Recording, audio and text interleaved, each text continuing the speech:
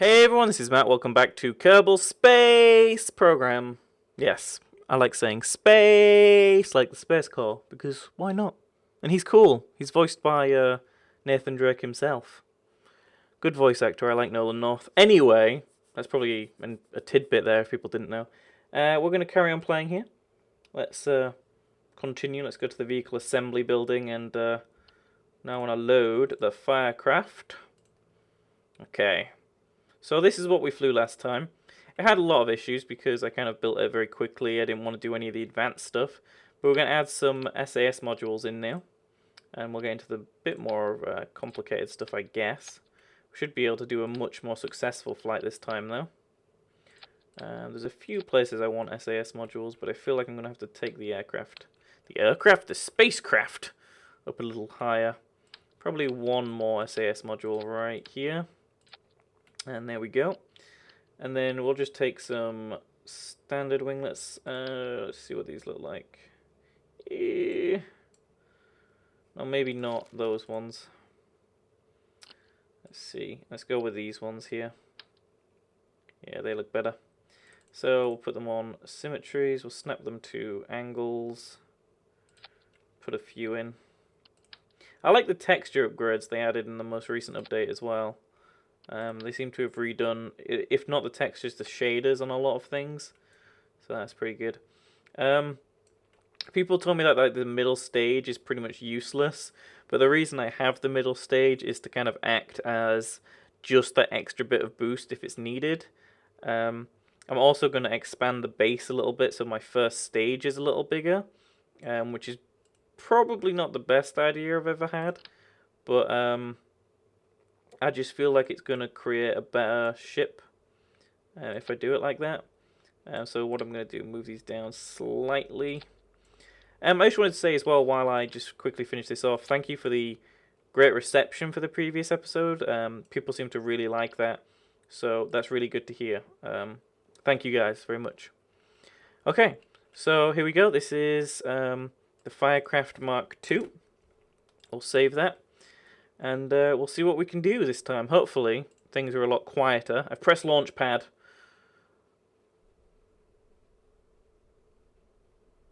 So hopefully things are a lot quieter this time. Let's see. It doesn't seem to have any noise yet here. Okay, so this is going to be fairly interesting. I've got my shift up. I'm just going to put my SAS on. No need for the old RCS on this one. I haven't put any RCS thrusters on. And we are aiming for a planetary orbit on this one. So let's do this. Spacebar. Okay, not too loud on terms of the game this time. We are a little bit wobbly because of our initial force down at the bottom. But while this takeoff happens, I will talk to you guys about this a little bit. Now, last time I scrolled out to show this, people were like, why isn't there a sun in the middle? Well, if you scroll out even further, there is indeed a sun in the middle. So you can see a lot of prospect for more planets and stuff. But so far, we have Kerbal, which is the main planet here, with Mun and Minmus, both as satellites, both natural satellites around the planet Kerbal. Now, if we look here, this is our ship taking off from the planet. So if we go back in, this is what we have. Our little guy going quite far. I have got quite a lot of fuel on the lowest function. And because I've added more engines and fuel, it's probably not doing much in terms of difference from our previous one. But those SAS modules and winglets should help out a little bit with this entire control system. Because right now it's basically locked in its current altitude system. So, did a few of them burn out then? I can't really tell. I don't know if they just went onto different fuel systems, or if some have stopped. They all look like they're still working, so that's good. If we look at it from here, yeah, it looks like all the fuel is just being used separately, which is pretty good. We're climbing fairly quickly as well. And you can see the port down there, the airport. I almost said the spaceport down there where we came from. And we have Billsby Kerman, Sidna Kerman, Erwell Kerman, all our astronauts, our cosmonauts today in our spaceship in the upper command module. So the Firecraft is looking pretty good. That's the first module done. We're definitely in orbit now. I can tell you guys that. So our lowest possible stage is now useful for. It is now used what its purpose was, and as you can see here, our Apoapsis is kind of. It's kind of in a goodish place. I'm not going to do any sort of counter burn until I reach that. If people are wondering what the Apoapsis is, there's also the Apoapsis. I think Apoapsis is this one. I always forget the name of the other one. It'll be somewhere inside the planet. Here we go. You can see it now if we zoom into the planet. It's the opposite side of this. It's like the Opoapsis or something like that. We'll see it when we get to it. And you burn basically just before, if not at the actual stage of that, and then you can aim in a direction and that will expand the orbit. And it says mine's T-minus 1 minute 37 seconds until I actually reach it, so we don't have much long to actually prepare for this. Much long? We don't have much time. So we are going to disengage from our lowest. We are going to turn very slightly.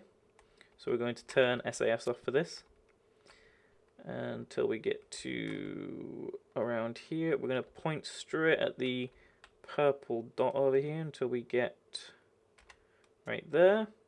Okay. Now I'm going to put my thrusters down to around 90 or 85 and just wait for a little bit and speed up very slightly. And burning now. No, did I not burn then? No, I clearly didn't. There we go. So here we go. We'll now see this kind of expand into an orbit shape. It's going to be a fairly strange orbit. It might be okay, actually. I'm hoping we can actually land again after this. As you can see, expanding fairly quickly. We'll speed this up a little bit. Oh, it's in an accelerated, yeah. So here we go. Expanding. I am now going to actually slow back down and go back in. Our fuel's at half, so I actually want to bring this down. And oh no, I just disengaged. Rookie mistake there. I do apologize. I did not mean to do that. Well, there is my first true Kerbal error. I don't know why I pressed spacebar. That was stupid of me. This is now going to take a while for me to disengage really fully from it because I'll be connected. I'm not going to have enough fuel now to actually regain any sort of orbit back into the planet.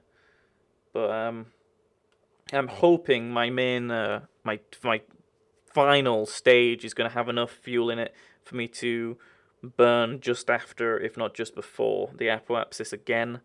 But this isn't doing too bad. It seems to have stopped right about there, I think. So that's the burn I got off that. I could have got a lot more if I used it a little better. Which I didn't, because I was an idiot and pressed spacebar. Okay, so as you can see, that's that dead. Okay, so I'm actually going to turn this off. I'm going to rotate like a crazy person to here. And I'm swinging around like crazy. There we go. Put the throttle up to about here, and there we go.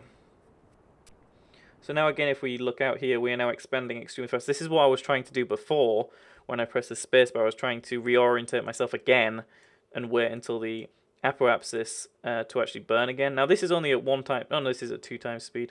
As it's but this fuel's going to burn out very quickly. Yeah.